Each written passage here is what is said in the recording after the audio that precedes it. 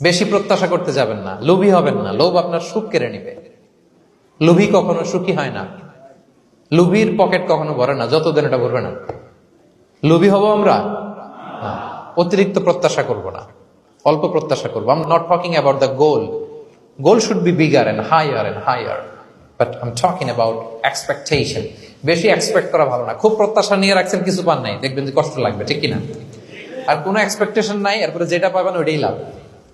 যেটা পাবেন ওইটাতেই ভাল লাগে, সুখ লাগে। এই জন্য এক্সপেকটেশন যেন বড় না হয়।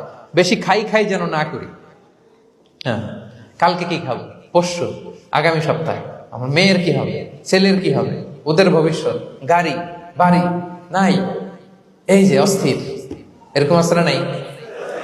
আজকের জন্য বাঁচুন, আজকের জন্য বাঁচুন, কারণ আগামীকালের তো জন্মই হয়নি।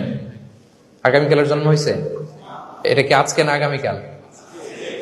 আজকে হ্যাপি হন, আজকের জন্য বাঁচেন, আজকের জন্য প্ল্যান করেন। আগামীকালের তো জন্মই হয় নাই। কালকে সকালে সানরাইজের পরেই না আগামীকালের জন্ম গ্রহণ হবে, ঠিক কিনা বলেন? তাহলে প্রত্যাশা কমান, হ্যাপি হবেন আপনি।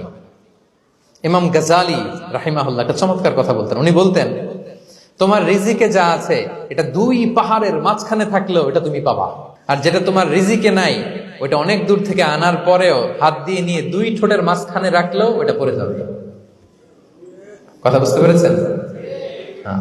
আপনি মাঝে মাঝে অ্যানিমেল কিংডম অথবা জিওগ্রাফিক্যাল চ্যানেলে দেখবেন যে বক মাছ শিকার করে কিভাবে অনেকক্ষণ লুকিয়ে থাকে, হুট করে একটা মাছ ধরে, ধরার পরে মাছটা বাঁচার জন্য ছোটাছুটি করে, বকটাও কামড় দিয়ে এমনি ধরে অমনি ধরে, পরে যায় আবার ধরে, আবার পরে যায় আবার ধরে, সবশেষে মাছটা টুপ করে পানিতেই পড়ে যায়, কারণ এটা ওর নসিবে নাই।